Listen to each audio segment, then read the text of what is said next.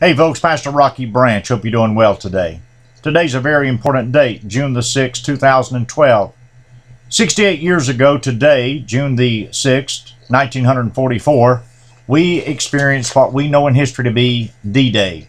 I'd like to read you a little bit of that portion that happened 68 years ago today. On D-Day, operations of June 6, 1944 brought together the land, the air, and the sea forces of the Allied armies in what became known as the largest naval force in human history. The operation, given the code name Overlord, delivered 5 naval assault divisions to the beaches of Normandy, France. The beaches were given code names Utah, Omaha, Gold, Juno, and Sword. A great invasion force stood off the Normandy coast of France as dawn broke on the 6th of June, 1944. 9 battleships, 23 cruisers, 104 destroyers, 71 large landing crafts of various descriptions, as well as troop transports and minesweepers, the largest armament ever assembled. The naval bombardment that began at 05:55 that morning denoted large minefields along the shoreline. The invasion forces included 7,000 ships and landing craft manned by over 195,000 naval personnel from 8 Allied countries, almost 133,000 troops from England, Canada, and the United States landed on D-Day. Casualties from the 3 countries during the landing numbered 10,300.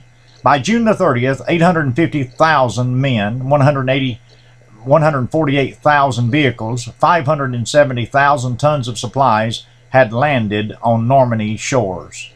On May the 7th, 1945, the German commander signed an unconditional surrender at Reims, France, and therefore Normandy had been taken.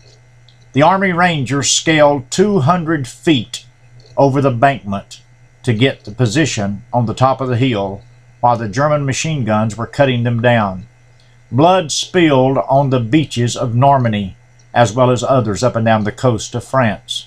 I personally won a man to Christ that was 84 years old that parachuted out over France, and therefore his parachute troop got caught in the wind and carried him several miles off track. He dug in at 19 years old and promised God that he would give his life to Christ if he would be able to get out of this place alive. He walked out of France by the grace of God, and my hands, these right here, baptized him and led him to Christ, and I did his funeral actually at 84 years old. I want to tell you folks, D-Day, America, what we have seen happen in this country is well worth remembering. Our young people need to know the price that's been paid that we might have freedom today. Don't ever let anybody tell you that America's not a great nation. We have our problems like everyone else. But times like D-Day are very important that we remember. Thousands and thousands of lives were given that you and I could be where we are right now. So let me encourage you to stand strong. Never forget the red, white, and blue. Never forget what America has done. Never forget the price that was paid. We live in a great nation. We are thankful to God that we have liberty. We are thankful to men and women that still today defend America on foreign shores.